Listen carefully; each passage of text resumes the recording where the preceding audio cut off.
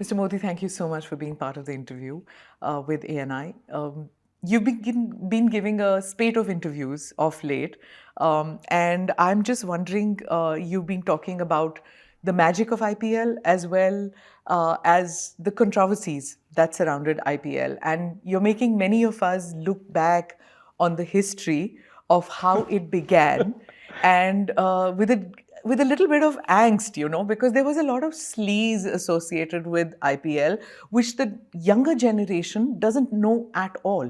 Those who started watching IPL 5 years back, 6 years back, the new kids on the block, they don't know the difficulties that were associated with how IPL was born, the early years of IPL, and they know of Lalit Modi as the man who had the idea, who put it into execution, and then disappeared from the scene. Some know you as a fugitive. Some know you, rightly or wrongly, as a person who's done with it. And every time an IPL match happens, people rush to Mr. Modi for a soundbite, right? So I just But want why to do know. they rush to me? I don't understand. I'm nowhere in the system. So, and you have an authentic take to everything that happens, which is newsy as well as clickbaity. So, I wanted to know from you, the spate of interviews that you're doing, is it you sending a message to the administrators or to the law enforcement forces back in India? Neither of the two. These interviews weren't done actually to be in a row. They were done months ago. And they were done months ago, but they decided because the IPL is on, they didn't know when to release it. I don't tell them the release date. They found a gap on the 28th. There was no match, so Ridhima released her. Karishma released her the day IPL finished. And Anjali had taken an interview from me just actually a few weeks earlier. And she wasn't finding a spot, and they were all competing for each other, and they did it. It's just, I don't ask for them to interview me. I don't want a message to go out. If I want a message, I put it on my Twitter feed, I put it on my Instagram feed, and the message gets picked up, irrespective.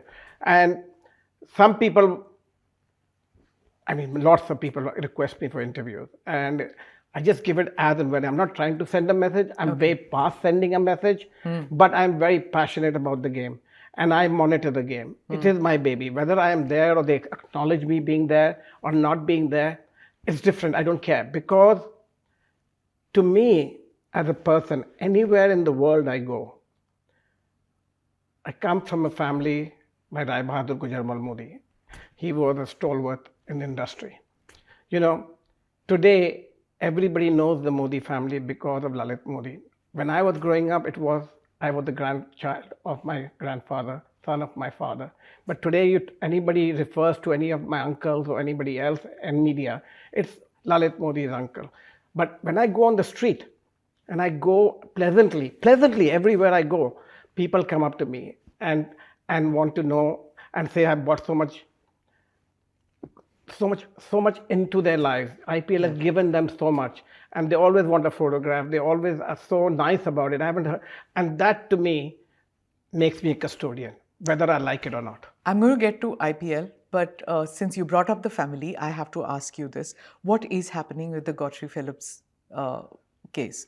And which side does Mr. Modi, Lalit Modi, fall? It's unfortunate. My father built a great company, and we had 3 children, and I have a mother.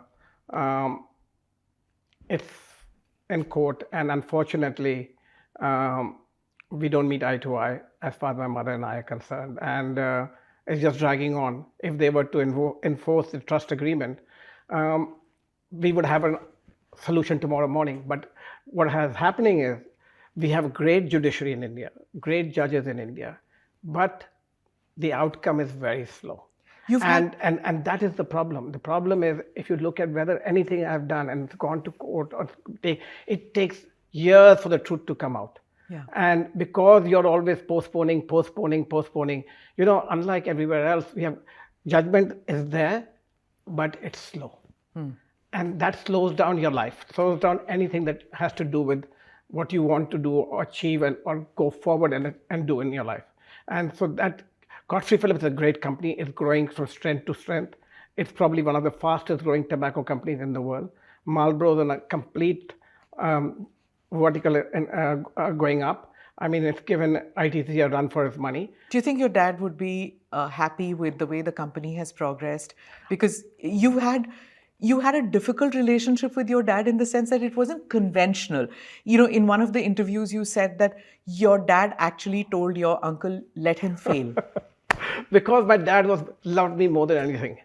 And he wanted me to spend all my time with him. It's a strange way of showing affection. It is, because by making you fail somewhere else, you'll come back to the family. I did very well with the family business. I did all the agreements. So he wanted me to he said he thought that if I applied the same amount of energy and wisdom to what I do for cricket, I applied it to the family business, the family would even grow more. And rightfully so, as far as he's concerned. Rightfully so, but everybody else in my family would say the same thing. Because it was, I mean, growing up years in North India, your family was one of the biggest business houses and very traditional. And you were this enfant terrible. I think there's a mistake here.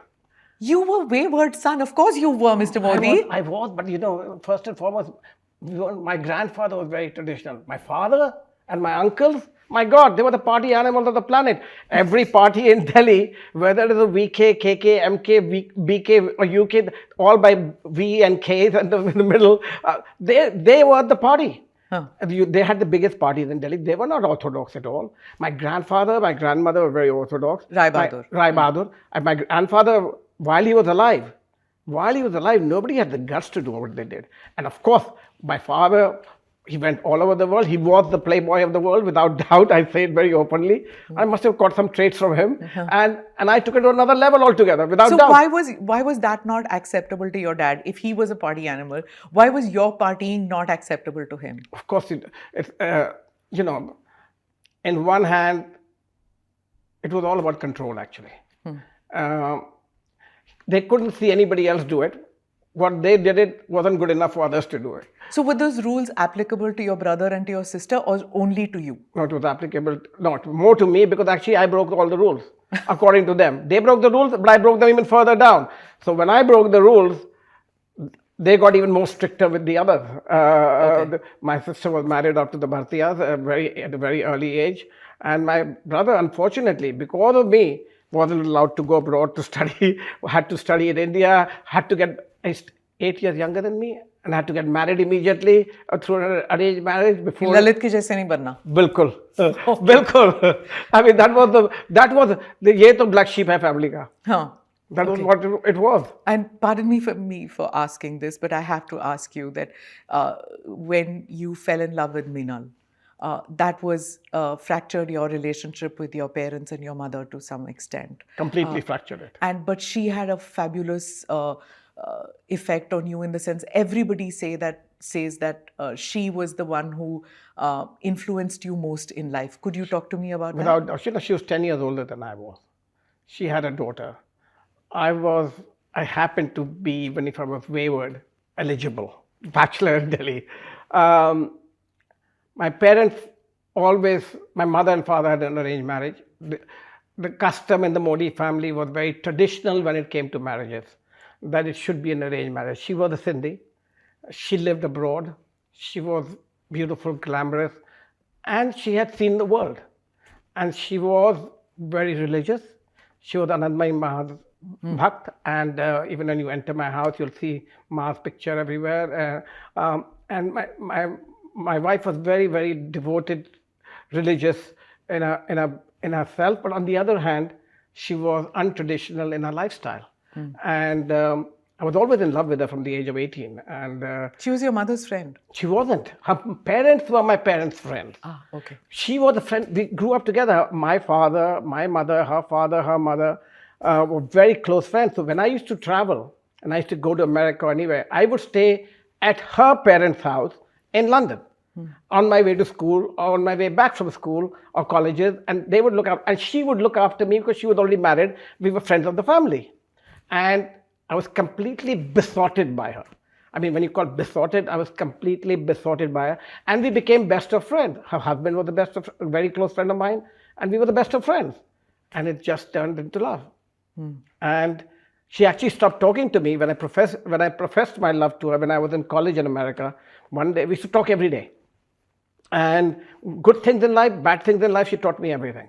I went to my first casino with her. I went to my first horse racing with her. My first betting I did with her. She taught me because she was passionate about different things.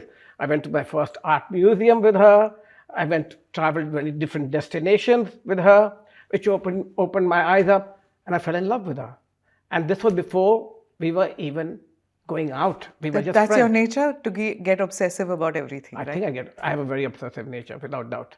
I will tell you that myself. And And your parents just wouldn't accept it. No, no, they would accept it. My grandmother accepted it. Yeah. But my parents, of course, I was very naughty. I would find a way to do things that others wouldn't find a way to do things. But somehow they came around it. Of course they came around it. I was still the apple of my father's eyes till the day he died. I mean, there were no two ways about it. I mean, they're upset about it because I would break the system. Okay? I would break the system. If he didn't give me money, I'd find a way to get it from the system. Okay? I would break the system, and he'd find out 1 year later I couldn't buy. He'd say, you can't buy. I won't give you a new car. And I'd go out and find a way to get a new Mercedes or something. And how the hell did he get this?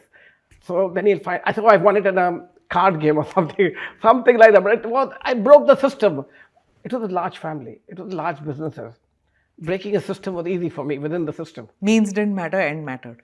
End mattered. The issue was, he would say, you can't go to New York. And I'd find a way to get to New York. I mean, there was one way or the other, you can't go here. And I'd find a way to get there. The minute he said no, I'd find a way, yes. And he said, because he traveled so extensively, I hardly saw my parents while I was growing up. Maybe 30, 40 days in a year, 50 days in a year. The rest, either I was in boarding school, and when I was outside the boarding school, they were always traveling. And so we had a very good relationship when we were together. But if 70% of the time you're not together, then that aspect of your life and the people that you're with plays a big role in your life. So boarding school played a very, very big role in my life. And though I hated it, and that's why I didn't want my children. I was completely reversed. As a parent? As a parent to my children than my father was to me. As an example, I always wanted a Ferrari. We could afford anything. He would say, I'll never give it to you. As an example.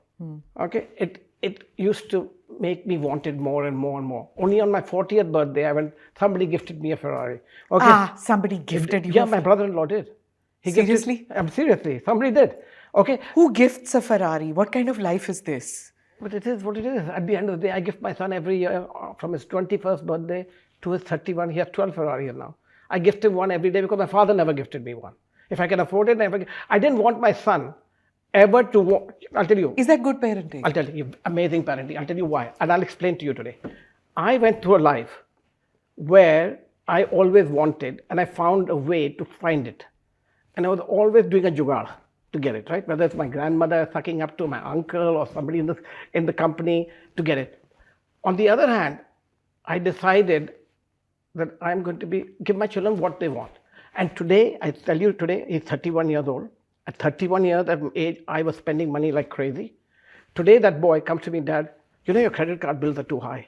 You need to calm down, okay? You need to be there. And when I gave them everything, he doesn't want anything anymore. And he's not a spendthrift. My daughter isn't, they love what they do. They buy the best of the best. But, I was different. I was always trying to find ways to get more. Is it some kind of a self-correction that your children do to themselves after seeing pardon my word, but a hedonistic life that you have led? Probably, without doubt. I led a life which I would say like none other.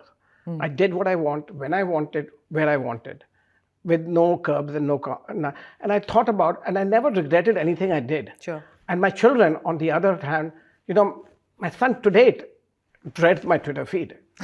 Okay, he'll pay people anything they want to convince them to shut it down. So point is, I left a completely extreme lifestyle. They've seen it, they've grown up with it. But keep in mind, when I grew up, there was no media. There was no Page 3. There was no gossip columns. When they're growing up, it's a totally different world. Yeah. And that is a very impactful world today. Today, everything is vertical. Everything is on the phone. It's on the go like this. You say something, tomorrow morning it's there. In my days, when I did something, it won't come out for years. And when I was growing up, if I did a quick one on my dad, he won't find out in the system, which was such large system. We had 1 lakh employees in the Modi family, in the Modi group in those days. So if I did something in the system, there won't be anybody who's able to find out. Today it's instant. You spoke about the law, and you spoke about the judiciary in India and the long process. And I would say that these long processes sometimes are a punishment in themselves. Whenever the media talks about you, you're often labeled as a fugitive.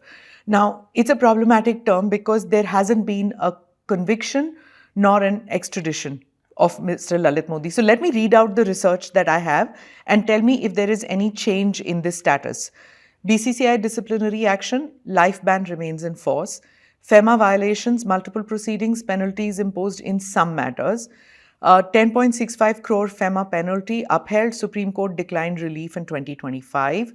PMLA money laundering probe investigated for years but no conviction. Extradition from UK pursued by ED, not successfully implemented. We are here in London doing this interview.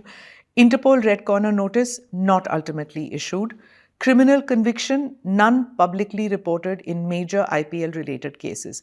So what is your current status now? Are you running from the Indian law? I don't know what I'm running from. The best part is this. Are you running first? I'm not running at all. I'm going all over the world. If I was running, you would be picking me up somewhere or the other. Indian government has a long arm. It doesn't have a short arm. It has a long arm. You can't take on the government of India. And I don't intend to, and I don't want to. The point is not the government, it's the media. Because you have no libel in your country, in our country. You can say what you want. And I sell news. You know, Vijay Jain, maybe a client of yours, a very, very dear friend of mine. Okay? He would write stories which had no head or tail. And I call him up. Not he, his reporters on his portal or in his newspaper. Yes. Yes, in his newspaper. They would write stories, but the buck stops at the top. Okay. The buck stopped at me at the end of the day. The buck stops at the top. I know his reporters well. And I said, why are you pushing this story? I'm being told to write this story. Why? Because it sells newspapers. He said, you sell my newspapers. What can I do? Now, if you want to write and I sell your newspaper, at least tell the truth. I have pending lawsuits against Times of India of hundreds of crores are liable. It never gets heard in our country. So justice comes. I don't know when it comes, like you said correctly. The slow justice is a punishment itself. So not a single case against me has been registered. Why? If I have been so bad and everybody says I've been so bad, okay, at least guys go out and prosecute me. So when are you coming back? I'm not. That's a big question, okay? There was a time when I did want to come back. And I had all the reasons to come back. Come back and do what?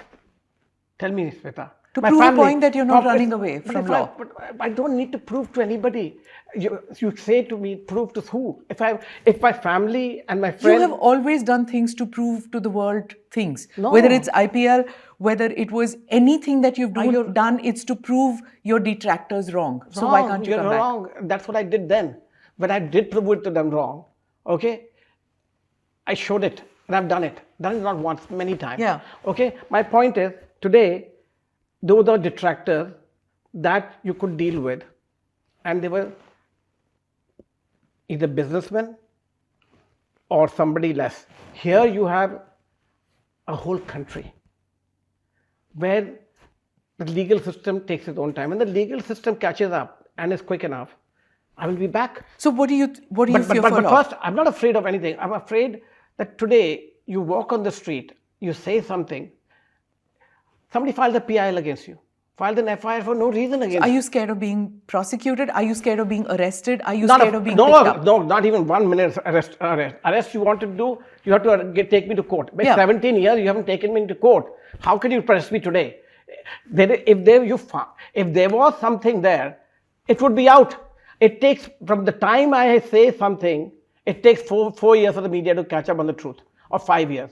So anything that I have done or could have done in the 17 years would have already been cleared. That is why there is no case against me. So I'm not afraid of that. What I'm afraid about is that you have some people that I have upset. And they're politically. Whether they sit in the opposition or they sit anywhere else, they have an angst against me. And they also have a lot of clout. So they stir up the... They still have clout because you've said in a couple of interviews of late, you've said that the Congress government was against you. It is. But for 15 years, it's Mr. Modi's government in power. I know, but every time if you look at in Parliament or you look at speeches of Mr. Rahul Gandhi, he always still attacks me. Every time there's an election, he attacks me. Every time there's some issue and that comes up, I'm being attacked. Why am I being attacked by the Congress government? But Mr. Rahul Gandhi speaks against Mr. Ambani, Mr. Adani. Yeah, he does. He speaks about everybody, but you know what happened? They don't sell newspaper. They don't sell news. I sell news. Okay, everybody's interviewing me because cricket is so big. Cricket has become so big. Cricket has put me in a limelight, which, unlike Mr. Adani and Mr. Ambani, who are good friends of mine, it's a different story. He bought a team because of you. No, but I'm saying that's a separate issue. But point is that the public sentiments are raised because of me. Some way or the other, one way or the other. That is why you're sitting here with us today. But you say you upset with the media. But I'm not upset with the media. A certain section of the media. I'm not upset with anybody. Please understand. Upset would be if I was upset with the media, I would go media silent. Okay, if I was upset with the media, I'm not upset. It's the system. It's the laws. It's the laws. It's the laws that are there. If the laws allow you to keep saying what you want today in England or anywhere else in the world, you do something defamatory, the law will be very strong and hold you to task and take action. Unfortunately, you can't go to the court in India and get a stay order or get an injunction as far as libel is concerned against big newspapers. It's impossible. Would you try? Have you spoken to anybody in power to say that I want to come back? No, I haven't. I'll tell you why. Only reason is my children, who are most important to me, who I missed out spending most of my life because of cricket, and I gave everything for cricket, for our country, to the game. I missed out on their growing up years. They went through complete hell. They were hounded. They were everywhere they went. They had a miserable life growing up. Today, if you ask them in their growing up years, they actually don't want even to look about it. They don't even look at that side of it. And is what they went through. Don't they want your name cleared, Mr. Modi? My name, I don't. They know the truth. I know the truth. My friends know the truth. What is name clearing? Name clearing, it is what it is. If for 17 years we haven't been able to clear our name and somebody keeps calling you what they're going to call you, just live with it and carry on. We laugh it off. We have a good laugh about it. It's not that something that bothers me, or I wake up in the morning and I look at myself in the mirror, I got to do this. It used to give me heart palpitations. It's no longer there.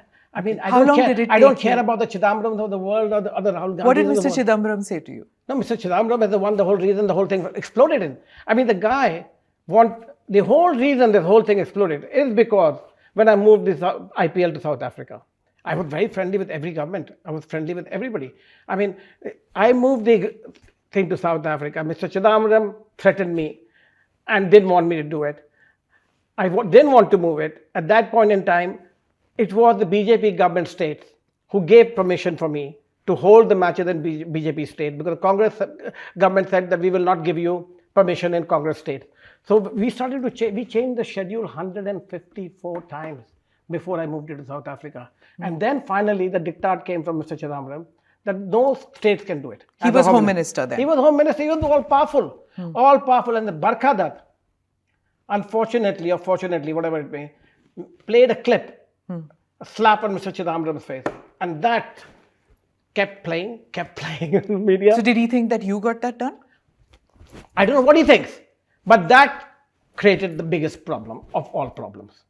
And I took it to South Africa, and the IPL became so successful even in South Africa, though they had elections in India. And then the following year I came back, the Shashi Tharoor episode happened with Sunanda. Yeah. And I brought down Shashi Tharoor, if you know, very clear. He lost his He lost his job, and then all guns were trained on me. All guns mean all guns from every side. Now, you know, in our country. Who was backing Shashi Tharoor, according to you? Sonia Gandhi. I got calls from, what's his name? Ahmed Patel. I got calls from Pranab Mukherjee in those days. I got calls from I was friendly with every one of them. You had that Rajiv Shukla coming up to me and take, chalo, Ahmed Patel, we thought, do this, do that. For me, it was never about X, Y, Z. Why did you not want Sunanda Pushkar to have a team? Very simply. How can somebody pay $350 million for a team, a consortium, that was the Kochi consortium, where 75% of the shareholders are paying 100% of the cost, number one. And the Sunanda Pushkar is getting 25% free equity, number two. Number three, that those people are paying, as an example, you're paying $350 million over 10 years, right? As an example. So you're paying $35 million a year. If the company is paying $35 million a year, one shareholder has got 25% free and not contributing, the others are contributing 35 crores, and the loss is 25 crores, okay? They have to pay the 25 crores, next year they have to put more, and they can't afford to, her shareholding keeps going up, then every dollar that comes in revenue, she's getting 15% of the money. That means for her 10 rupee share, on the day she got the team, is worth 1 lakh rupees. Their 10 rupee share is worth 1 paisa. So why? I knew this is going to collapse. And I said it that day it's going to collapse. And what happened? 2 years down the line, it collapsed. Did you speak to the other members of the team before you decided on this? Of course, there was a meeting that would take place. And they all agreed with you? No, they didn't. They all agreed in the beginning. Then there was a diktat put down. And when Shashi Tharoor, I'll tell you what happened, to tell you the truth. I did not sign the agreement because I wanted to meet every member of the consortium. The meeting took place in Bangalore. It was I forget, just after a match. All the shareholders were there except for a lady by Sunanda Pushkar. I'm looking at this agreement. And by the way, I had no idea who she was. I had no idea who she was. Okay? I didn't know what the names were. I'm asking these consortium members, you're giving away 25% shares to a lady called Sunanda Pushkar. Who is she? And you're giving her 15% of the revenue. Who is she? Huh? One guy says she's an automobile dealer's child. She's a very famous marketing person in India. I said, hello, I'm a marketing person in India. I don't know who she is. Then I said, I'm not going to sign this agreement till I know who Sunanda Pushkar is. The minute I said this, somebody's texting out there, right? I get a call from Shashi Tharoor on the phone. And I saw the speaker phone. And he says, Lalit, don't ask about Sunanda Pushkar. He was a good friend of mine. Don't ask about Sunanda Pushkar. I said, why? He said, if you do, I'll have you raided in the morning. I said, screw you, but sorry for the language. And who the hell do you think you are? You may be the foreign minister of India. Don't you dare ever tell me this. And I banged on the phone. And I said, I will not sign it. Hell broke loose. It's 2 o'clock in the morning. Then I get a call. You can verify this from Shashank Manohar, as president of BCCI, who never interfered. Very nice man, never interfered. I said, Lalit, you will sign this agreement today. I said, Shashank, why do I need to sign it today? I will take off in the morning. I'll come to Nagpur and see you. We can talk about it tomorrow morning and then we can sign it. No, you will sign it now. Now, I never defy authority. I was under Shashank. I was vice president. He was president. Nobody interfered in the work of IPL. When he said that, I said, Shashank, I will sign this agreement under duress. And I will point out that the president is forcing me to sign the agreement. And I will note it on the agreement that, and I did note it.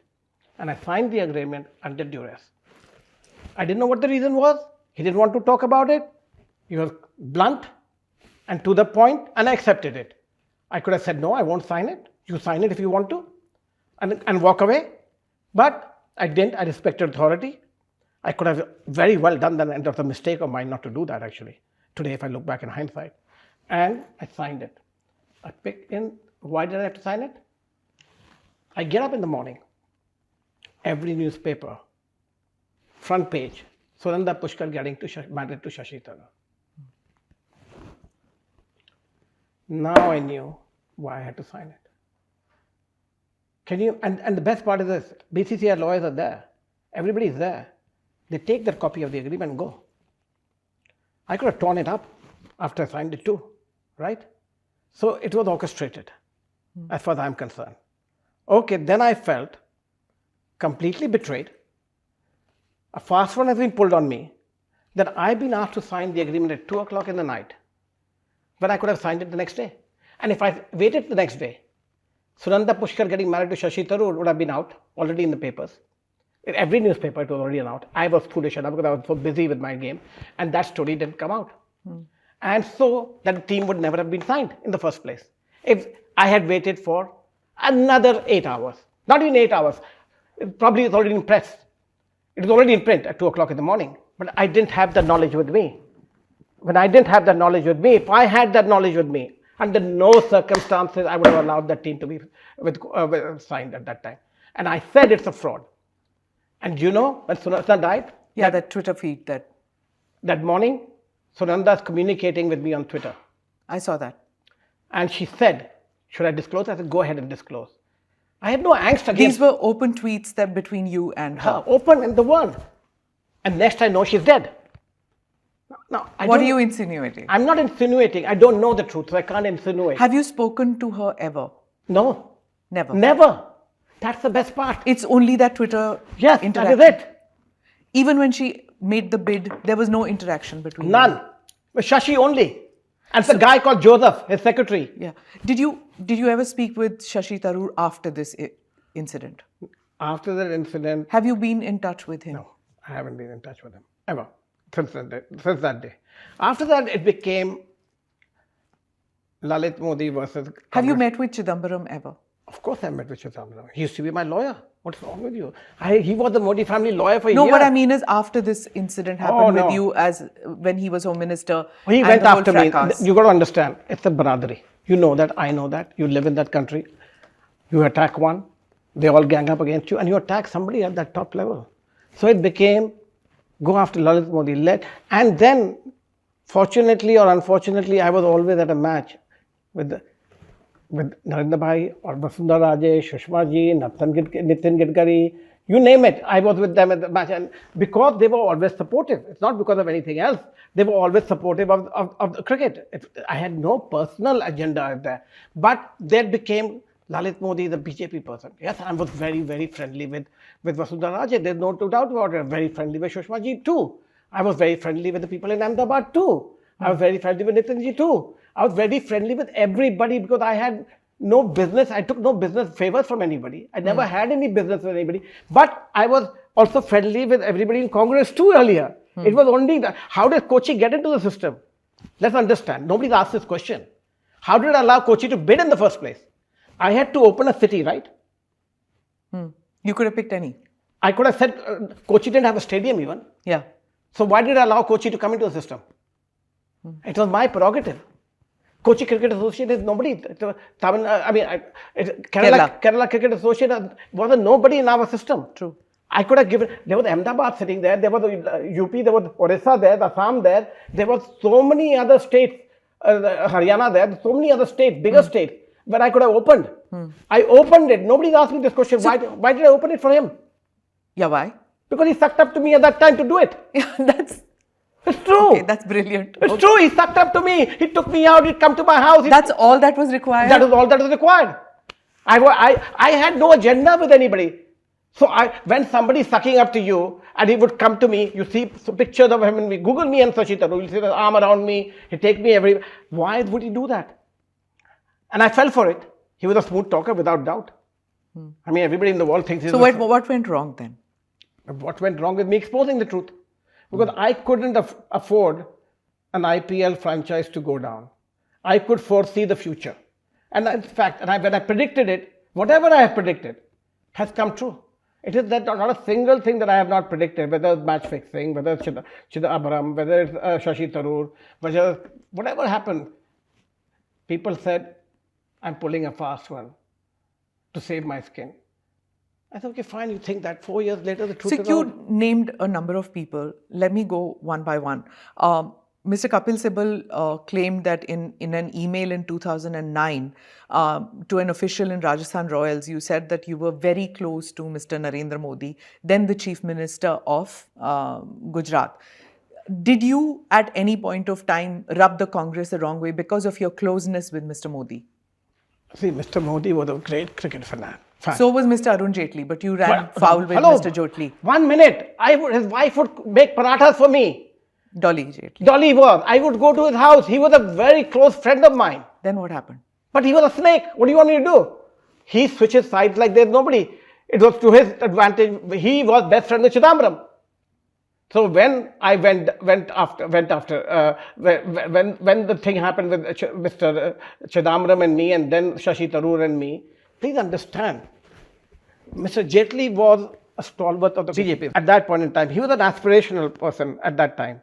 He was the whole soul at that point in time. Narendra Bhai was just chief minister of Gujarat, and Vasudha Raje was chief minister of Rajasthan. Sushma ji was leader of the opposition at that point in time. But Arun Jaitley was the voice of the party at that point in time. So I didn't run foul of him. I just went foul of him because he switched. He knew everything that he didn't know. But he then decided to switch sides. Okay, at that point in time, because he was also best buddies with Chidambaram. And that's what happened. And when Kapil Sibal, said that Narendra Bhai, I was close to the fact of cricket. Okay. All dealings I had was he wanted cricket in Ahmedabad. That stadium right now in Ahmedabad is his baby, or is the BJP's baby and you just in an interview said you'll tear it down and rebuild it. I'll tear out no, 1 second. It's the best stadium in India today. Yeah. But it's not good enough, is what I said. Right. I said it's not good enough. When I said I said if I would like to tear that down, obviously all the others have to be teared down too. I said it's the best stadium in India today. If it was me as Lalit Modi, and I had to give a fan experience of international quality, I would tear that one down too. Because today, you look at a Wembley Stadium, you look at any other Lord, you look at any stadium around the world, the Barcelona Stadium, the Manchester United Stadium, or the Man City Stadium, they're far greater than any stadium that we have ever had. And today, we have more money in the BCCI. Yeah. I get that, what you're saying, the whole experience of having 100 toilets instead of a dozen toilets. I get that. I'm totally with you as far as the whole experience. Correct. Going is a huge pain. It's a pain. Finding parking, taking your children. I get all that. Why won't you put 10,000 cars underground? Cars coming from all sides. Why don't you put modern escalators going up, food courts in there? Yeah. If you want to make it, we don't need the money. The money will come automatically. You make it 365 days, put shopping underground. When on match days it's closed, you make it completely air conditioned. You make restaurants in there and make it really world class. So when you were mentioning these friends of yours, there was also Vasundhara Raje. Now tell me, your critics say that Rajasthan Royals, Kings 11, IPL digital rights, all this was given away to your friends and relatives. 1 minute. How? 1 minute. There were no buyers in those days. Whoever came and put the money on the table took it. The only friend for IPL that is so big today, 11 people bid. And all 11 were friends of mine. Yeah. Nobody believed that the IPL will work. Even the BCCI didn't believe it. My father didn't believe it. So why would anybody come? I mean, I'm just learning these things. Nobody believed in the IPL. If the IPL was so big, there should have been a line. The BCCI people didn't want to come even to the meeting. No broadcaster wanted it. No advertiser wanted it. No industrialist wanted it. Yeah. So the 11 people that bid, only one of them I didn't know, Venkatram Reddy of Deccan. That is the only surprise bid I got. The 10 other bidders were all good friends of mine that I grew up with. So I gave it to friends and family. I didn't give it. Yeah, you asked them to join in. No, I didn't. Then? They just one bid. Okay. I did. Listen, it was an open. What did we do? This is what's missing from this. Is like you asked Munjal, you asked Airtel guy, everybody, and they said no. Listen, my job is to present to you the proposition of what I'm going to do. Right. I made over 1,000 presentations. When I say I made, these are sticking out. I tried to persuade them to bid, not join. There's nothing as joining. Sure, buy. I put a tender out. I put it in the newspaper. Front page of the Times of India, Hindustan Times, Indian Express. It's in every newspaper, front page. We put out a tender to bid for a team. How does the bidding process take place? Which is missing from the whole narrative to date. Thank you for asking the question. We put out a narrative. You buy the tender copy, 5 lakh rupees as a goodwill.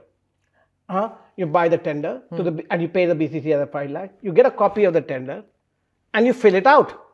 And you submit it at 12 o'clock in front of the media. We don't know who's going to bid or not bid. We open it in front of you. I started the process of opening the tenders with cameras right there. In front, yes. In front, and I opened them and the highest bidder wins. That was the system. Unfortunately, I thought... You didn't rig the system? You can't rig the system. Okay. I thought anybody could bid. Anil Ambani lost, who was not a friend of mine. He was bidder. I knew him very well. I didn't like him, but I knew him very well. Okay, but he bid. He lost. How could you rig a system? So Broto lost. Here's the bid. DLF lost. One of my closest friends, Raju Singh, he lost. Okay? Venkatram Reddy won. I didn't know who's going to get what. It was the highest bid to choose it. If there were 30 bids, who knows? There were 100 bids, who knows? Then why are you accused of rigging the whole bidding process? They're not, it's not, they're calling it bid rigging for Kochi because I refused to sign. Sign, okay. That's what if you look at the drummed up charges by the BCCI. Mr. Jaitley said you're part of the axis of evil. Yes, of course, he had to say something, no? I can't just say something. He can't be.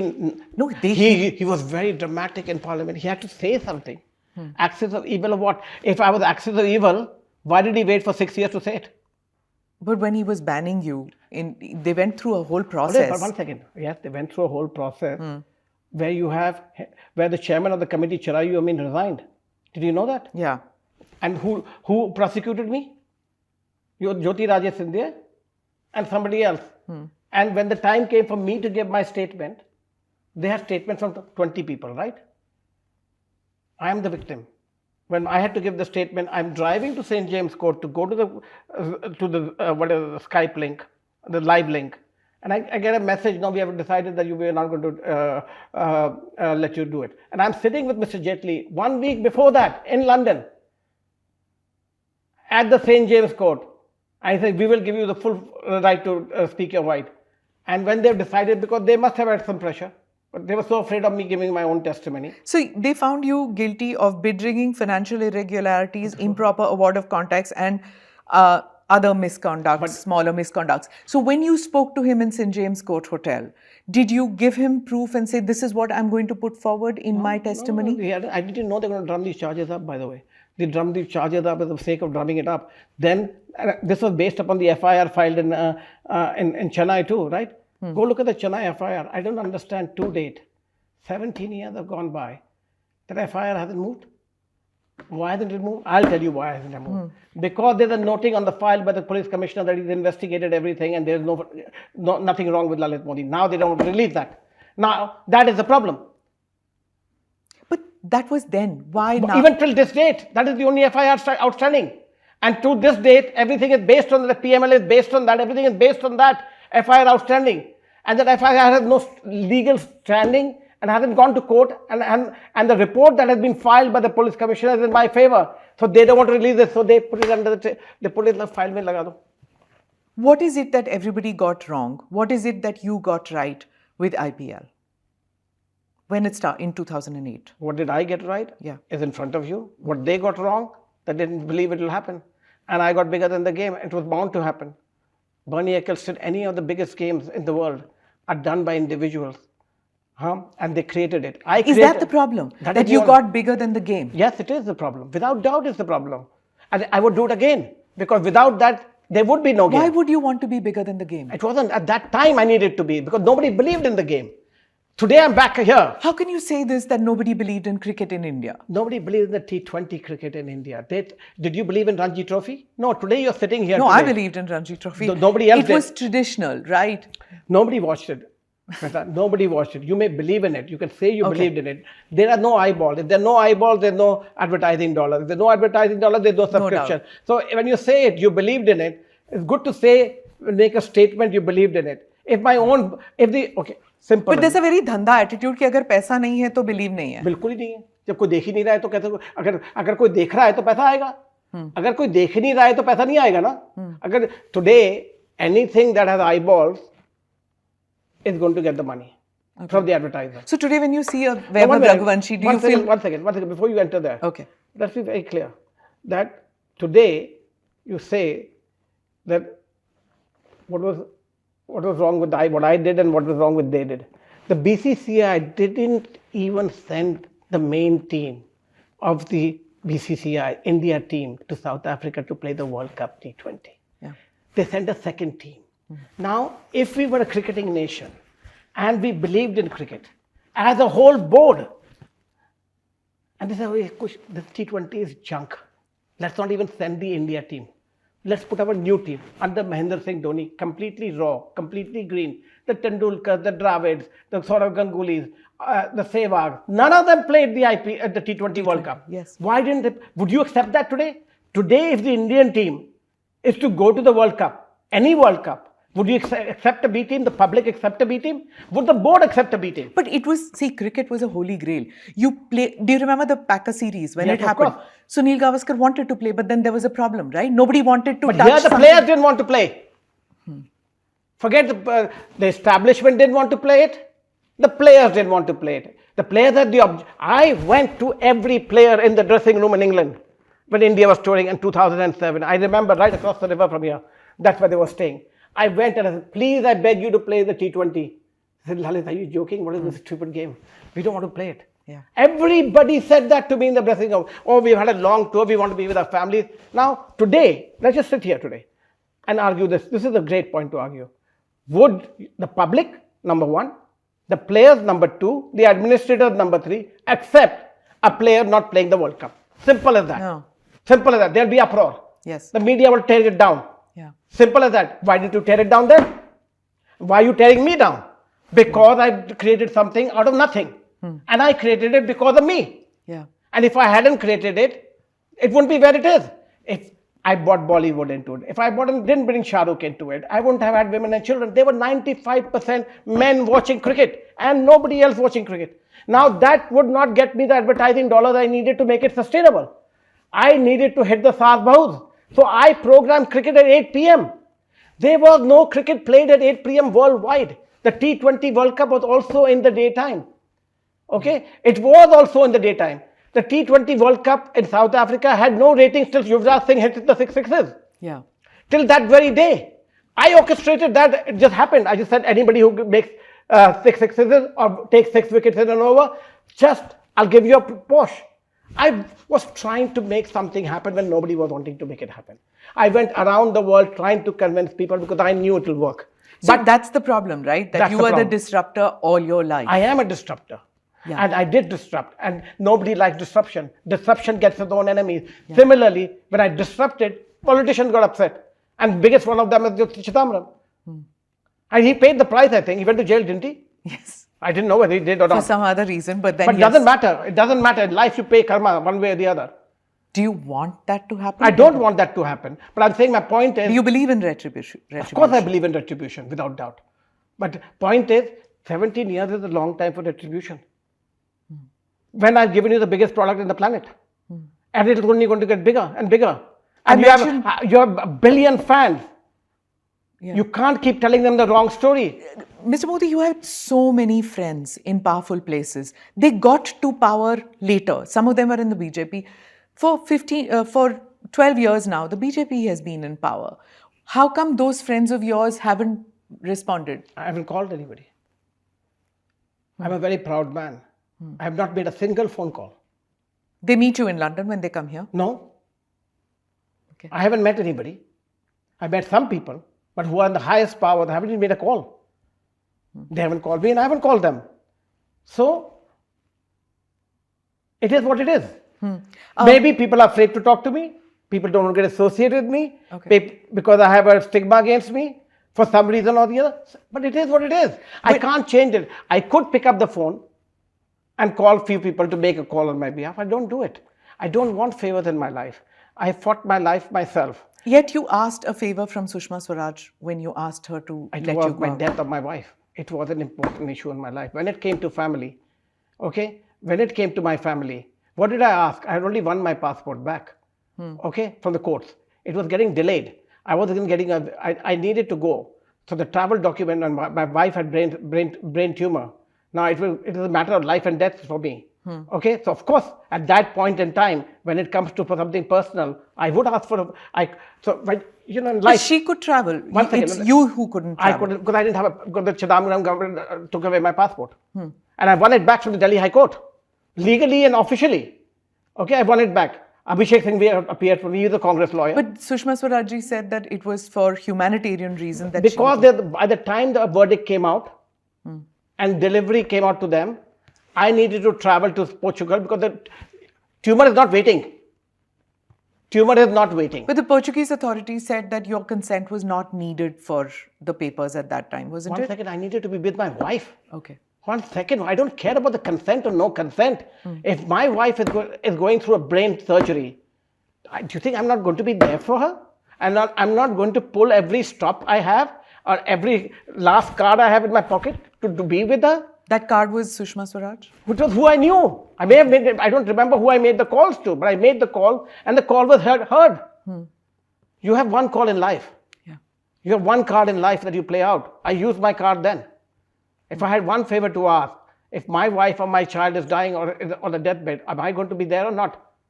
And the media went after her for having done that. They went after media. At that point in time, government is brand new. It has been a Congress Raj for 50 years. Did she say anything to you that it was internal squabble within the party which... No, they never had. We never, I'll tell you the truth. I've never had a discussion as far as politics is concerned, and I stay out of it. And that is why I say what I say. The truth is what it is. But she withstood a lot of criticism for helping you out But at she that said stage. the right thing at the end of the day. Okay. But criticism you can withstand because if you're doing the thing with the proper conscience. If there is a malified intention around it, then you will try and protect yourself or hide yourself or throw somebody else under the bus. Why hasn't the BJP thrown me under the bus? Because I have done nothing wrong. I have done nothing wrong. But if I had done something, and they talk about, Your friendships are legendary, Mr. Modi. But I come from, I'm the grandson of Rai Bahadur Gujarwal Modi. But I told you I was born with a diamond spoon. When you accuse you of taking few crore rupees, I make more than that a day in my life. even now? Even, we are the biggest company globally. We are big. It's a 2.5 lakh crore market capitalization value of Are you still part of it? Of course I'm part of it. I own the business. I gifted it to my children. My children own it. I'm a kept father by my children. So I live in a beautiful home. I live the biggest life. I go everywhere. How do you think I do it? Listen, what did you think? I took 10 or 12 crores or something? It won't last me a week. It won't last me a week. Do you think it's this larger than life? It is what it is. I was born with it. Okay. Why would I change my lifestyle for anybody? Why would I live my life for anybody else? My grandfather didn't live it. My father didn't live it for anybody else. I'm not making a value judgment. What I am saying is this larger than life lifestyle? Is it what bothered some people back home? I'm sure it does. And it continues to bother. But is it the same thing that Mr. Vijay Mallya faces? He's also a friend of yours. He's a friend of mine. Vijay is a different story. Okay? I don't know what his issue is, but it was to do with banks and things like that. We never borrowed money. I never took money from anybody. I never had any money to take from anybody. I only gave money. I only paid money. None of our businesses have bank borrowings or anything else or government contracts or things like that. We are consumer brands. We are with the world's biggest. We manufacture Marlboro. It is the #1 brand worldwide. Yeah. I'm not a manufacturer licensee. I'm an owner of the brand. Okay, the Modi family.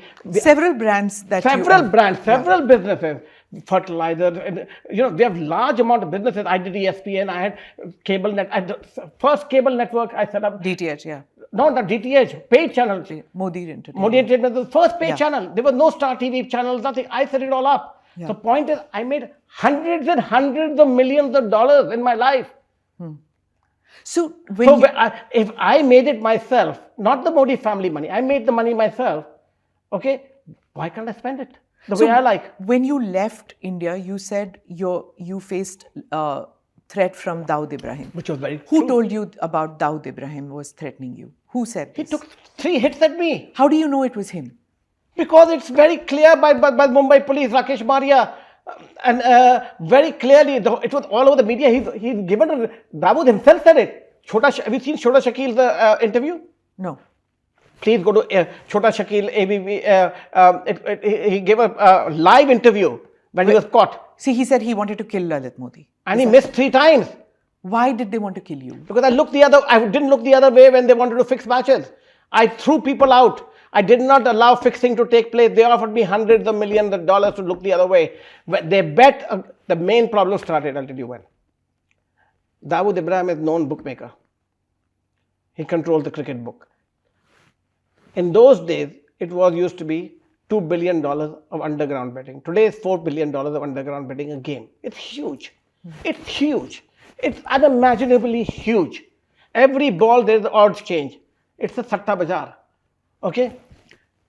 Nobody fixes games anymore. You fix overs. You fix the ball. Even now? I don't know now, but that's what they do in pajama cricket and all the other crickets. You fix games. Okay, we don't know what fixing. It's become so sophisticated. Somebody takes out a handkerchief, somebody rubs something the other way, and it's a sign. Okay, we watch for these signs. We look for these signs. Okay, what happened? And if you look at the first 3 years when I ran the IPL, there was no fixing. I took a lot of people to task. And I threw a lot of people out of the stadium. I banned a lot of people to come in. It wasn't liked by the mafia. But that wasn't the main reason. The main reason is they believed that I would not be able to do IPL too. Who they? They were bookmaking. You know, like you have Sattebaaji, election result kya aayega? Huh? They were big bets taken that IPL 2 will not happen. Did anybody from Dawood's team call you up and threaten you? Oh, yes. You got... They not me. They called... Bombay police recorded everything. Okay. It was a chatter that came from Bombay police. Bombay police put me on Z security. I didn't ask for it. All of a sudden I have Z security. There was a shootout outside my house in Bombay. There was a hit for me in Johannesburg. And I'm in Cape Town, which was picked up by the South African government. There was a hit on me in Montenegro, which was picked up at the Croatian border. Okay? My son was kidnapped in London on Sloane Street, right there. By a guy called Mughal Azam, Baba Azam. He lived on Park Street. MI5 is trailing them. But this is not fiction. This is real. And you tie all of them to the Dawood Ibrahim guy? It is. We found it is them. Okay. I then go. They have not told this story to anybody. I'm telling first time. Now you pushed me to it. I'm called at 3:30 in the morning. I forget that guy's name. It'll come to me in a minute. A cop? No, a tout. You see them around all the IPL matches. I have to get his name. Calls me, the friend of ours. He's been seen around all these games. He's around politician. He's London-based guy. And when I say tout, I mean he's a fixer dealer type of guy. Okay.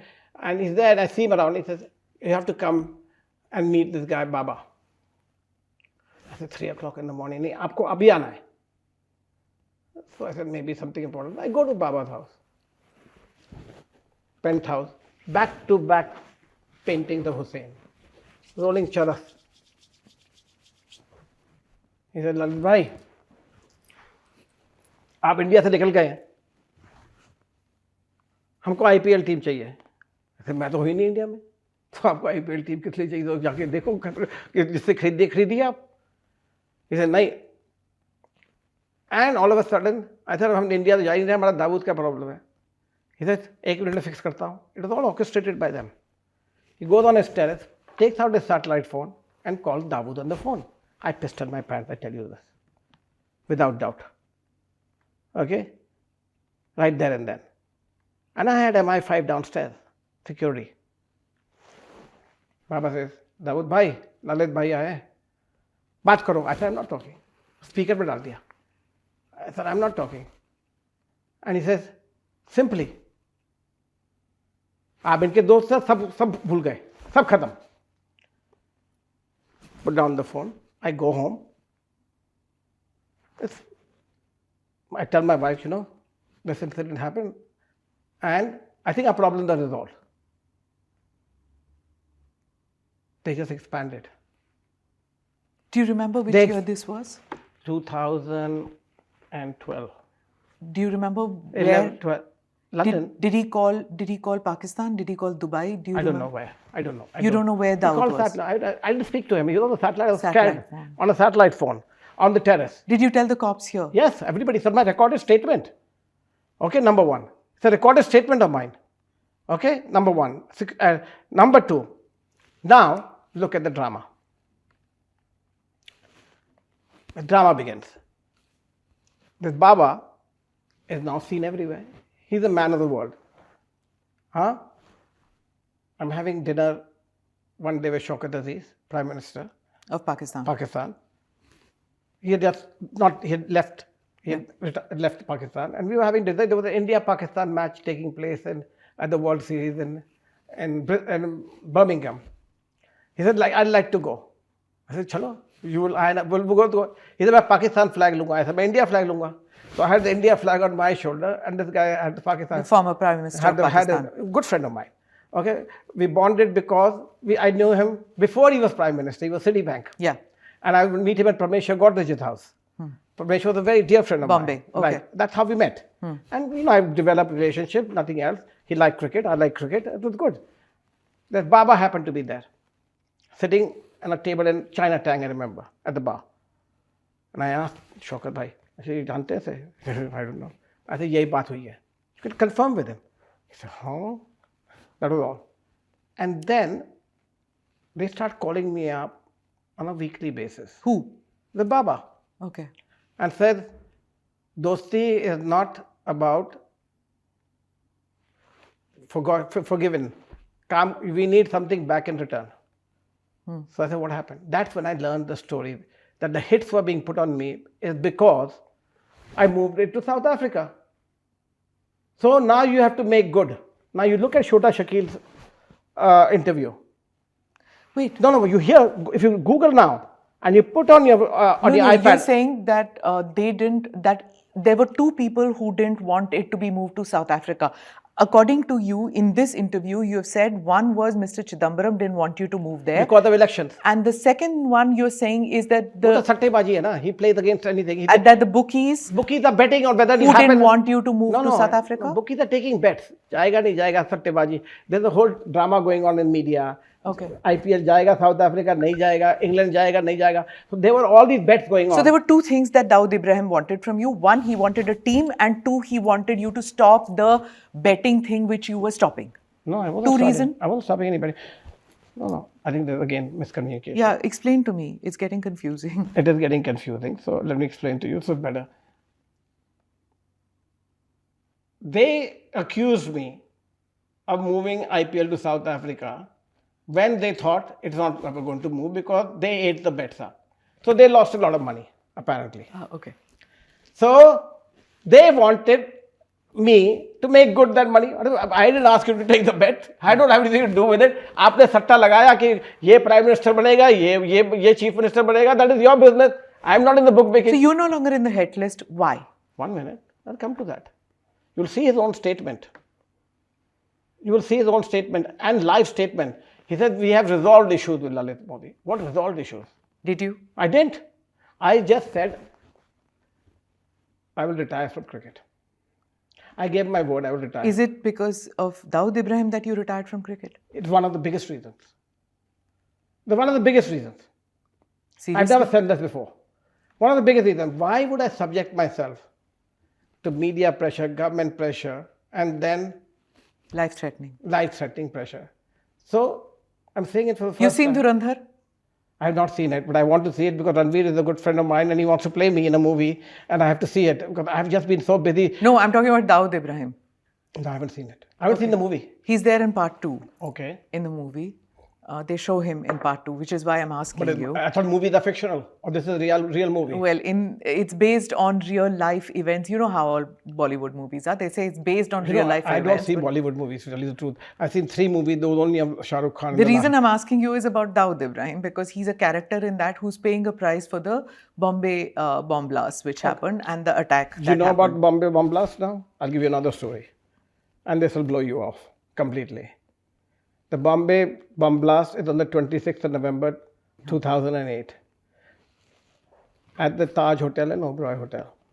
And I am at the Taj Hotel at 5 to 7 in the morning with 200 people at the Souk restaurant having a security briefing. And I step out exactly at 7 o'clock or something around then to go to have drinks on the boat of Vijay Mallya, the cross in the harbour. What is happening on the 27th? The 100% of the hotel is booked by me. Champions League is beginning. The opening ceremony is on the 27th of November 2008. I have all the teams landing that night. I have booked the whole Taj Hotel. I have booked the whole Oberoi Hotel. the next day, that night. I have 200 security personnel at the Souk restaurant doing a briefing. I walk out. I have just reached the gateway of India and the gunshots begin. And all I can say today is I'm so thankful and grateful that it happened on 26th and not 27th. From my perspective. If it was 27th, it would be a complete different game. Do you think that they picked the date? I don't know. I can't tell you. I don't want to probe it. I won't be able to sleep at night. Okay? But did you know that we had 200, my bodyguards took out 200 people on their backs through the fire shaft that night. They had blockaded the entire Souk restaurant, and the other guests eating in the restaurant were taken on the back of this South African security guards from NSA that were there for the IPL, on their backs down the staircase. I had my lawyer, Dean Kino, sitting on the 4th floor where the grenade was dropped on the roof.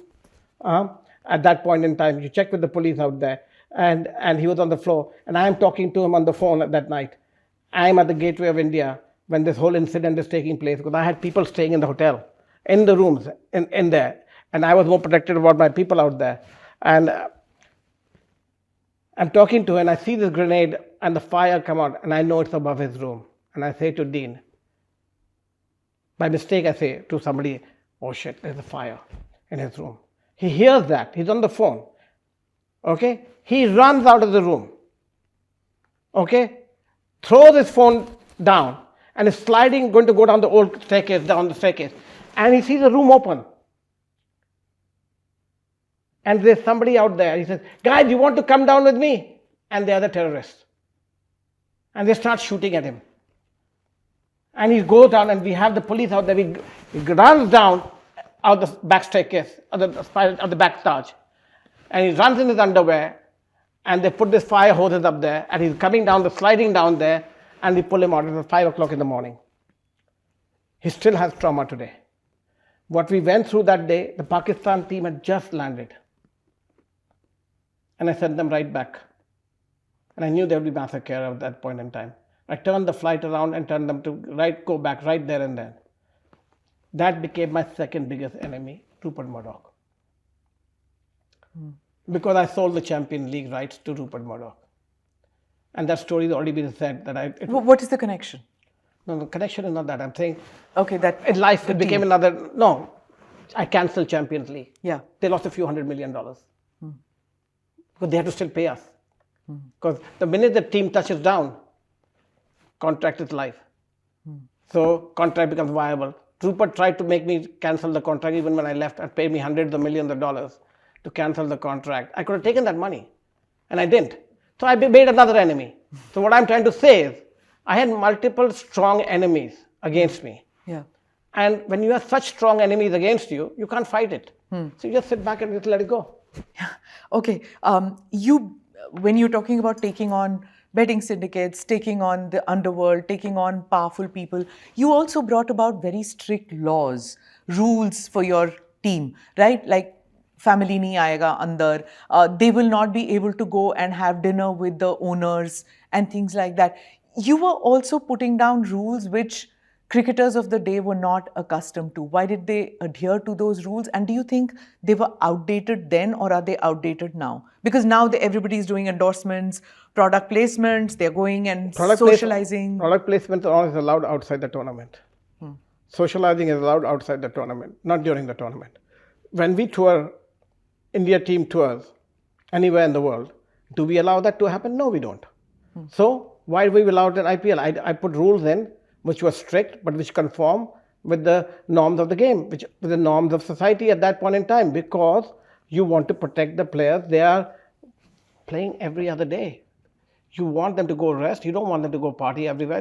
We did parties for you anyway, every night after the game. So you wanted to socialize. Your family can come there and socialize with you. Your friends can come and socialize with you. You can invite them there. But you stay within my close environment. I don't want my environment to be breached in any which way. And that is the only way I would run it. And I would run it again. And that was relaxed, and now it's come to bite them back. But I'm glad they set it up again and cancelled it. You can't have girlfriends and honey traps and all of this. I perceived that to happen in the first place. So when they relaxed it, I don't know why they relaxed it.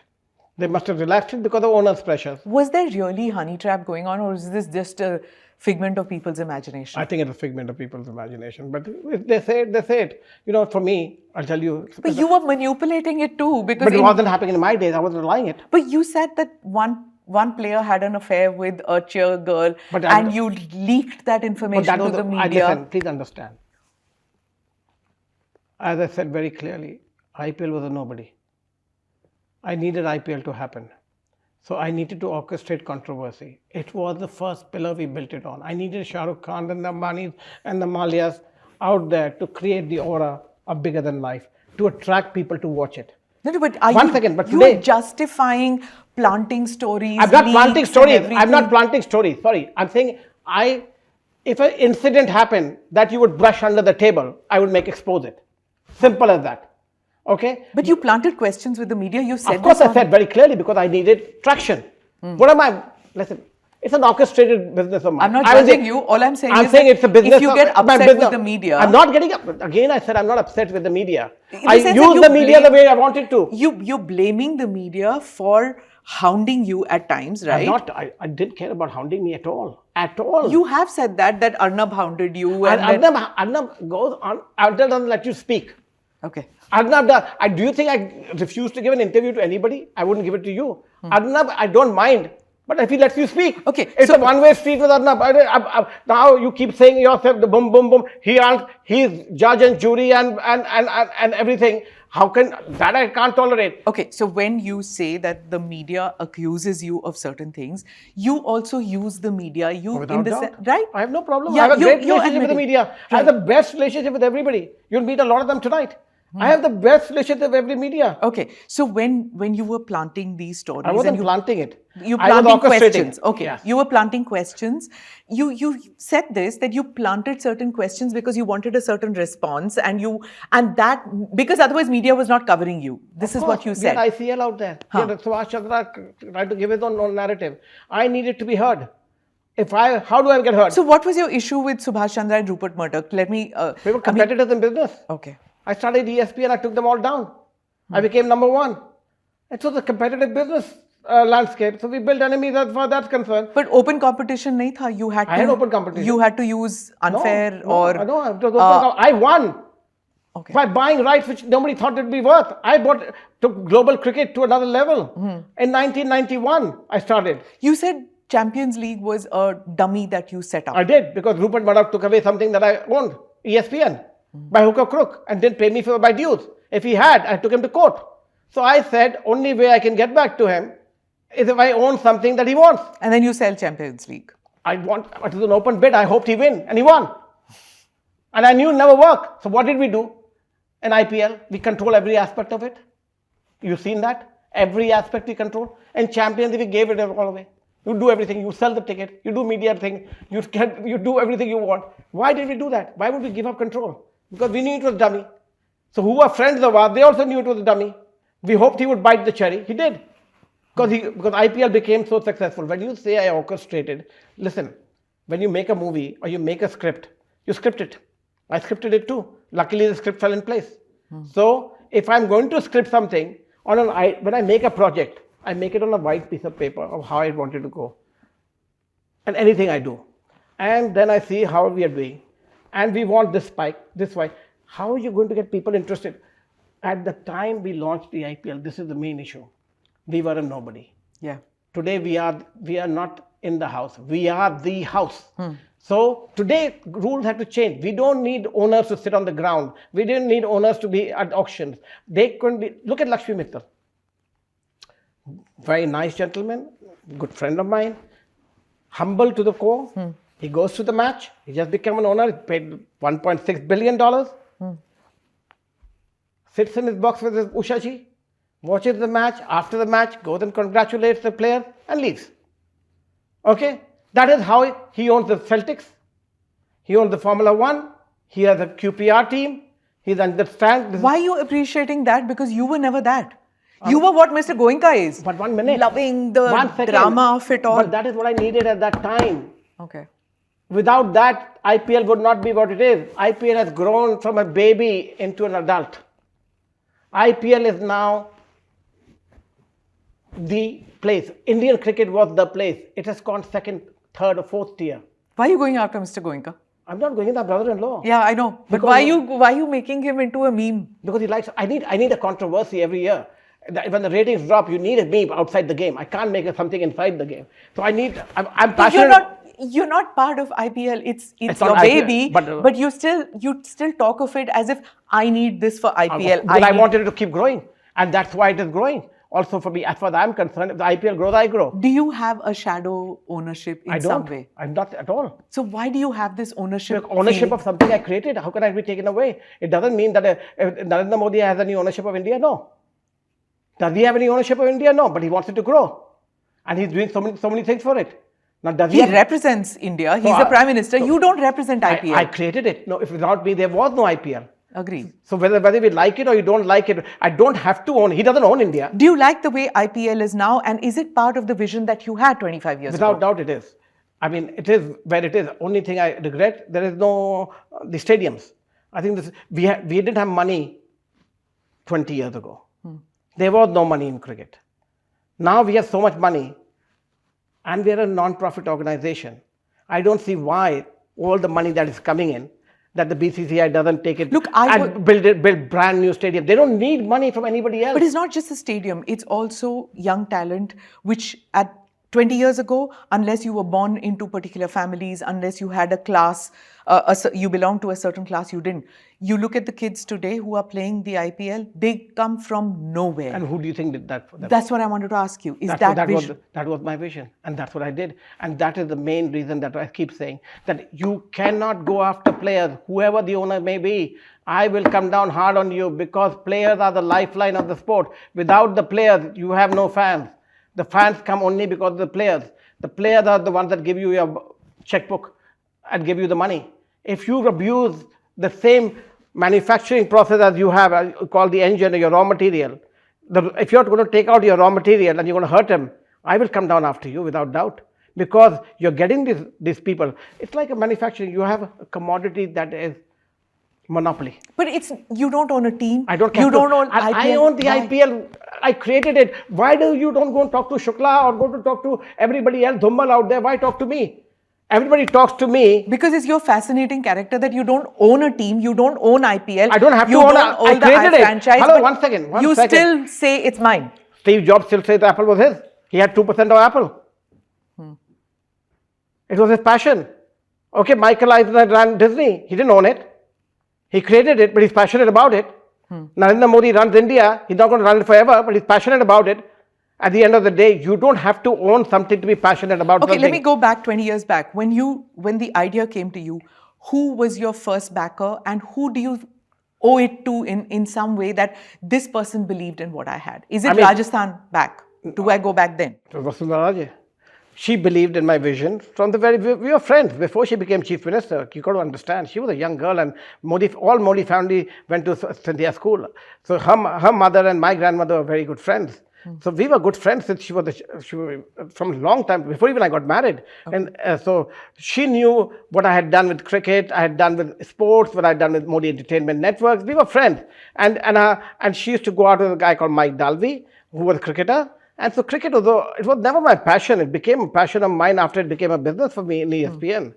And then when Murdoch took it away, it became an agenda for me. Did she warn you at any point of time that you are running foul with people who are going to go after you? No, we didn't know anybody was going after me till I left India. Even when I left India, nobody went after me. It was only because of Shashi Tharoor that people went after me for other reasons. But they didn't go after me for what I created. People to this date appreciate what I did anyway. So there is nobody who has actually gone after me for the product.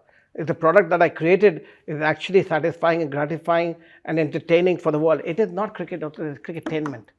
We made it that it is for the whole family. And today the generation that we live in, the guys, the boys and the girls who are 15, 16, 17, 18, they don't know Test cricket, they don't know India cricket. All they know is IPL, and that's what they will know. Do you think BCCI today has more muscle because of IPL? Without doubt. And that is why everybody wants to get into it. Smita, BCCI had no cost, only money. When IPL started, IPL was 1% of BCCI revenue. Today we are 90%. Next, I'll tell you 3 years from now, we'll be 95%. Really, because people think that IPL is losing right now in the sense there that. is absolutely- Tell me about the future of IPL. How do you see it? Double. Like in 3 years' time. Double. But viewership is going down a bit, it seems. Says who? No? It's going down on television. Yeah. Television is a dumb box. Everything is on your vertical. It's phone.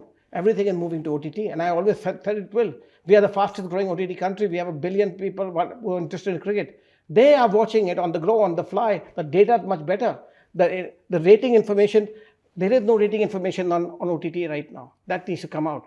You have Nielsen that are doing on your television, and you're looking at somebody putting on a box and the signal going through it, and you don't know whether somebody is watching. Now you get real data of who's watching when. And nobody's going to watch whole match. They'll tune in, tune out. I'm globally traveling, okay? Everybody talks to you about IPL, do they? That's all they talk about. Everybody, that's all they talk about. They don't talk about the Modi family business. They don't talk about any other businesses of ours. And everybody just wants to talk about the IPL. So when I was talking about BCCI, you've been in the BCCI too. Tell me, how do you see Jai Shah's contribution to BCCI right now and the ICC, the impact on the ICC? I think his contribution has been great from what I see from the outside. Contribution is by access and by getting things done. He is the son of who he is. I'm the son of my grandfather and my father. And I got things done in my life because of my connections. He started doing that and has been able to. You know a person by the results that he delivers. He has delivered great results and has taken India into the ICC. When we ran the ICC, one second, when we ran the ICC, we had problems. We had forces against us. England, Australia, everybody, they would gang up. And so Mr. Pawar and I, when I was there, we had 4 people with us. India, Pakistan, Bangladesh, Sri Lanka. Today, Pakistan has gone. So now we have the rest of the world with us and the ICC. But Mr. Shah has been able to navigate that and take this forward. But he's running a declining business in ICC. Only business that works today is Indian cricket. No other board works. So when you say cricket is bigger than anything, yes, Indian cricket is bigger than anything. You said you met with Shaukat Aziz. I'm presuming that you meet with several Pakistanis who are also obsessed about cricket. I meet with a lot of people around the world. So do those Pakistanis tell you that, it's become an unfair playing ground, it's not fair at all because the BCCI is running everything about cricket? Do they say this to you? No. And do you think it's wrong if it happens? It isn't wrong. I don't care. And I defend it. Simple as that.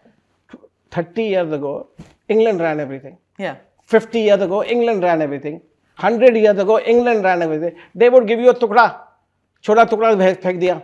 So we should have to throw a few tukdas to everybody. That's what I'm saying. I think we should be bigger than everybody else. My suggestion is, ICC का जो पैसा आता है, वो सारा औरों को दे दो. क्या करेंगे उसका? एक IPL मैच का उससे ज़्यादा पैसा आता है. जितना IPL से the money that you will make from ICC will be pittance. It used to be 50% of our revenue when I started. BCCI was another 50% of our revenue. Today, IPL is 90% of the revenue. Yeah. So why do we care about anybody else's revenue? And everybody else's revenue is shrinking. Today, the sports has become so wide. But when it's become wide, also lots of other sports have come in. No, let's stick to cricket in the sense that I want to also talk about women's cricket. Yes. What do you have to say about what's happening with Indian women's cricket? It is also going to go to another level. It's amazing that the Indian cricket is going to that. Women's cricket, the crowds are filling up. What IPL was 20 years ago, women's cricket has reached that level already. 1,600 crores of Mr. Adani paid for an IPL team, a women's team. We only got $100 million, that's 400 crores in season 1 of IPL for the Mumbai Indians. So if you look at it, on the debut of women's cricket, it's 1,600 crores. You will see, unlike any other sporting league in the world, in any sports, that the women's cricket will become number 2 in the world and after IPL men's cricket in terms of viewership. You will see that women's cricket will also, but it'll take, I'll tell you, take another 20 years. Okay, it's taken 18 years for the IPL to reach where it is today to a $2 billion team. In women's cricket, it's just begun. But 15 years from now, women's cricket will also be worth billions of dollars each team. But It will be great for the game. Did you think of this when? It was always part of our plan. I was the one who introduced women to the Constitution and the BCCI. So that's what I wanted to know. That what was your vision for women's cricket back then, and do you feel that India has come closer to Absolutely, that vision? and they've achieved that. It was done. We started to achieve that in my time alone when we started having women coming and women's cricket starting out there. I remember very clearly. And now, I didn't think the IPL would be ready for it for 10, 12 years, and they've done it now. Now I'm predicting again. The next prediction of mine is that now they should allow IPL type T20 test matches. The next thing that they should bid out is for test matches to come in. You're actually taking the cycle back. I'm taking it forward. I'm saying that test matches on bilateral will die. Who's going to watch? If you are an IPL team owner, then you will be able to. I would think you'd say five over match or 3 over match is what you're talking about now. No, one day should die. Test should survive. Test is a very important part. Unfortunately, it will die if it's not taken over by club cricket because no viewership on global level. So it will be a loss leader. I'm not saying everything has to make money. So you can develop players for the T20. Don't have to have profit in everything. You got to do something for the game too. So as far as the BCCI is concerned, it's a non-profit organization. So, but every other country has to make some money. If they don't make money, cricket will die. Sri Lankan cricket is dying. Pakistan is crying, there's no money. Bangladesh is crying, there's no money. If India doesn't go to New Zealand, they die. If you don't go to West Indies, they die. If you don't go to South Africa, they die. Do you want India and Pakistan to play again? At the right moment. The sentiments are too raw right now. The sentiments are too raw right now. They should play Should over. IPL have Pakistani players? Not at the moment. No? Absolutely not. We can't guarantee the safety. That's the problem. So you want to play India, Pakistan, play it overseas at a neutral venue. You can't play it in India. I mean, rivalry in sports should always continue. Yeah. And you should not make it politicized. But at the same time, you cannot, if you don't allow Pakistani fans to enter your country, and you can't have Indian fans enter their country. It's a one-sided match as far as the crowds are concerned. And why would you want to subject a team to that? Number one. So cricket is not only played on the pitch, cricket is played all around the stadium and it's played on the screens. So if you don't have the camaraderie and I went to see the Champions League finals in Budapest last weekend on Saturday. Today's Monday. I was there on day before yesterday for the finals. You had 90% of the stadium was Arsenal in Budapest. 10% was PSG and PSG won. It was a great atmosphere. So the atmosphere at a match is by the spectators and the fans. So if Pakistani players, you keep bringing up this issue of Pakistani players, I'm glad you asked the question. Nobody's asked the question, shouldn't fans be allowed? Yeah. Simple as that. So will our fans be allowed into their country? Will their fans be allowed into our country? Will we be able to guarantee the tension not spreading? Will we be able to guarantee the safety of them? No. So will we take a chance on their safety? No. So why don't we just play it in a neutral country? So what makes IPL what it is? Is it the players? Is it the public? Is it the game itself? Or is it the vision of the makers? What makes IPL what IPL it is bigger than anybody else now. It's not me, it's not anybody else, it's not the owners anymore. It is the fans. And it's the fans and fans alone. Players, we have the best. We don't need any foreign players in IPL anymore. We keep them because it's good, because you have a whole lot of different talents coming in. But we have the greatest talent available today. We have so many people, when before IPL began, you had 20 people on the Indian bench. And they sat there for 15 years. So you could not get a seat on the Indian bench. So they were Sachin Tendulkar. Who's going to replace him? Nobody's going to have the guts to replace him. Right? So he sat there for 15 years. Today, you have a Suryavanshi who jumps up and comes out. And what a delight he is. He will be bigger than anybody on the planet Earth. He will be bigger than any Hollywood, Bollywood star. He'll be bigger than the Messis of the world if he keeps his head on his shoulder. But I say this with conviction when I see his style of batting and the fearlessness in that boy. Whoever it be, at that age to have that confidence. The magic. It's a magic, without doubt. It's a game changer. And that's why you look at the ratings today. I don't care where the ratings come from. They come for Suryavanshi. They came for Virat. They need a hook. Today, you don't go and watch an Aston Villa match or you go and watch another match. You watch the Arsenal match or a Man City match because that's what drives viewership. So you need a hook every time. And the hook needs to keep changing. And so yes, we have a common hook we want to create. And that's the main king. That we come back to him. Mr. Modi, what is the next obsession My that you biggest obsession now, which I've been working on for 7 years, is chilies. And I'll tell you why. Everywhere I go, I used to carry my little pudiya of green chilies. have? That's so desi. I know, but that's what I couldn't live without going anywhere around the world and having chilies. So You carried a pudiya of chilies with you? everywhere, everywhere, chili powder and fresh chilies. Everywhere I went for every meal. And everybody would ask me, can I have your chilies? And can I have your chilies? And so I said, why don't I develop a product? And I started developing an olive oil based chili oil. And this company in Umbria, which supplies to 110 airlines, only does the best olive oil. And I started to develop an olive oil based chili. And I came up with 6 different flavors of chili. And it's all about addiction at the end of the day. Like all my businesses in life have been addiction. Tobacco is an addiction product of the family. Went into ESPN, very addictive. Disney was very, very addictive as a kid I was. And then cricket. And then IPL, very addictive. And so I only touch businesses which are addictive.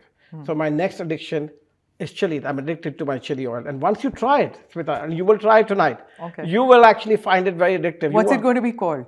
It's called LK's chili. Simple as that. Oh, the K is there. Yeah, Everywhere. Lalit Kumar, Krishan Kumar, Vinay Kumar, Bhupinder Kumar, Umesh Kumar, all the Modis are Ks. Okay. So is it going to be a desi chili? Is it Indian chili? The Naga Ghost. So I have level 1 to 6. Okay. Level 1 is for my grandson. It's that mild. It's not even 2 years old can eat it. Which is an ancho Peruvian chili. Then there is the cayenne, which is the European chili, is number 2. Then the bird's eye, which is a very spicy Thai chili. That's the number 3 level. Then you go to habanero, which is a Mexican chili, number 4. Then you go to a Scotch bonnet, which is an African chili. It's very tasty, actually, the African chili. Okay. And then the final one is number 6, which is the Naga Ghost, Bhoot Chulka. The Assamese one. Yes. So we're going to do an interview, I'm sure, where I'll ask you one question and taste one chili, and the second one. The best way to do it, and I have it as single dose. There's that show which is like single dose. I have them as single dose. No, thank you. No, the chilies are single dose. You can carry in your pocket. Then you use and People throw. carry truffle oil. They don't carry chili oil. What are you doing? You'll talk to me after 2 years when it becomes an obsession of Okay, yours. so is it going to be called in the sense that are you going to market it as an Indian chili? It started with the Naga Ghost, and then I started developing. Everybody wanted something weaker and something less, and then so we developed all the other chain. The main product is, and the hero product is the Naga Ghost. Okay, so I know I shouldn't be asking this, but what is the latest on your passport saga? Which passport do you own?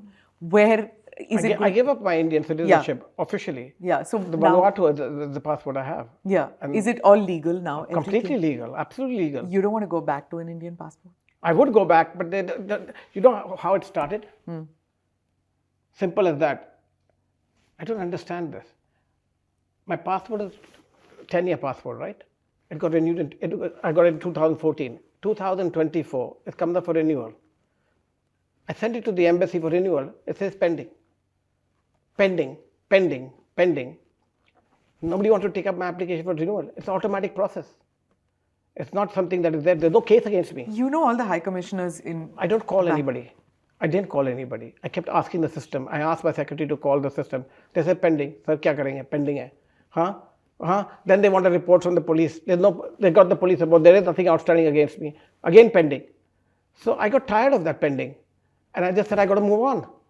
Simple as that. I can't travel if I don't have a passport. But why not a UK passport? I am a full resident of the United Kingdom. But not a passport? I have to reach a certain number of days in the eligibility criteria, which you'll get there. But there is nothing against me, so why do I have to worry about it? But my life doesn't mean I can't travel. It impends my life. It is not, passport is not about citizenship. I'm a born, bred Indian, and I will always be. It is a document to travel as far as I'm concerned. Okay? But you identify as an Indian? 100%. There is nothing else in me. My blood is 100%. I'm passionate about the country. I love my country. I would never do anything against my country, ever. Cricket is clearly your agenda of your life. But other than cricket, is there anything else? Smita, when cricket is over, IPL is over, I rest. I like to watch it. It's my baby. Now it's my time to go on vacation. I'm retired. So as far as I'm concerned, When IPL comes, I'm just passionate about it, and I wake up again, and I start looking at it. But it's only IPL? You don't watch any other cricket? I watch India cricket, but I don't watch any other cricket. Why? Yeah, I watch football. I watch Formula One. I watch other tennis. I enjoy cricket. I enjoy Indian cricket. When cricketers go around the world and if they see you in an airport or if they come to London and they see you, do they come up and meet you? Of or course they they do. No? Of course they do. Every one of them do. Every one of them does. There's not one who doesn't. Everyone writes to me. Everybody is appreciative of opening this whole Pandora's box of them having an earning out of it. That's a gratifying feeling. So it's not about, you keep saying ownership. Who cares about the ownership? It's far bigger than the ownership. Nobody talks to all our biggest industrialists and put them on air all the time, and they have billions and billions of making. And you can't buy this at any price. So you say, why do I do it? I don't do it for the money. I do it for what it gratifies me. It's something my children can look up to, and my grandchildren can look up to. It's Nana on the television, or being interviewed out here. He created this. All of them say that. They tell their children, look what he's created. The number of messages people come up to me and say, look, our children are so happy. Can you get our children into this? I say, I have no role to play, but so thank you so much. I give speeches at Eton. I'm going and giving speeches at colleges. People ask me, not because of Lalit Modi making something out of it. It's because I created a model which nobody could think about and could do. And because, and I'd say it very confidently, you may call it narcissistic or you may call it what you want. If I hadn't been in every one of my businesses my father put me, I would not have the idea to put together and string together the IPL. IPL is a format that like none other and has never been done before. And I pulled things out of the realm to make it. And I made it foolproof. And I say it very clearly, foolproof from a Murdoch, foolproof from anybody becoming. And so it's foolproof from a monopoly like it happened with Geo and ESPN Star right now. It is foolproof. They will not have monopoly next season. And when the next bids go out, there will be somebody to break it. If people think the price will go down, I would say right now, I'm a bidder at double the price. At 5.6. You can't bid. Says who? Why? Why They kept you out of IPL and said you cannot for lifetime through another person. You're not a person. No shadow. I kept me out of IPL. Doesn't mean I can't be a broadcaster, television owner. Oh, okay. I can have a third page come tomorrow morning. Why can't I bid? I can't afford it myself. You know that the constitution, they will throw it at you, the book at you. Listen, there are ways I can advise people to do it. It's not about that. I'm just saying there are ways. It's not personally owning it. It's when I say own it, I will advise somebody what to do with it. And there will be big funds, American funds, who will want it. Okay? When they see the value in it, why would anybody leave the value on the table is what I meant. It's too big, right now? And it will become bigger. It can't be owned by one person. Correct. Yes. That's what I'm simply. Okay, you've also hinted at a biopic. Is there a biopic in the making? There is. There is. It's all being scripted right now. It's I've already sat in hundreds of hours of interviews with script writers. And so I have a whole team under Sneha Rajani, who used to run Sony and Aloka, who are looking after my interests, but we are just scripting the story now. Okay, who do you want to play? Ranveer wants to play me. He came and saw me. I would like him to play, but if he has the time, now he's become so big. He's played Kapil Dev already. I know, but he came to, they asked him, I didn't know Ranveer. I knew Deepika very well. I never met Ranveer. One day I get a call, Ranveer wants to see you. And he comes to London to see me a few years ago, two years ago. And it all happened that he said his life, if there was one role he wanted to play, it would be Lalit Modi as commissioner. That's how that role came up. It wasn't me asking him. Of course, I think he's great. Without doubt, he's amazing. And what he has done with Dhurandhar is amazing. Whether he still wants to play me or not, but 2 years ago, we sat here right in this house, right here, and we talked about him playing. And we were going to take it forward. But we are now scripting it. I just said the time is not right. As and when the time is right, let me get the script together. It's a lot of work. It's going to be a big production because IPL was created by me going around the world to create it and how we did it. The IPL story is not only in India, it's a global story, and it's a business story, and it's a humanity story as far as I'm concerned. Mr. Modi, you are exuberant like you were when you started with IPL. You're the same person even now. Any regrets in life that None. you have? Never Not had. regarding just IPL, but regarding your family, regarding not being able to go back to India? I had regrets, not anymore. I'm just content that my grandson is amazing, everything. I want to see him all the time. And so for me, and I'm going to have another one. So to me, that is more gratifying. And I never knew what the experience was like. He's only 2 years old. And when he comes, the whole house changes. Everything else changes. Everybody else is second. My daughter goes second. My son goes second. And he becomes prize out there. And that's what it's all about for me now. You know, I'm 63 years old. It's time to move on. So when somebody says, come back and do what? I have a beautiful life. Why would I come back and do what? Would you not want to come back and meet with your mother, your brothers? My brother comes and sees me here. My mother doesn't want to talk. He doesn't want to talk. That relationship never got mended? No. We tried to mend it. I ran into her in Formula 1 in Abu Dhabi, which I haven't told anybody, in December 9th last year, just 4 months ago.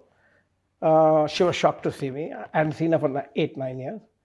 I went up to her, kissed her, and I touched her feet. I said, how's everything? And she met Rima.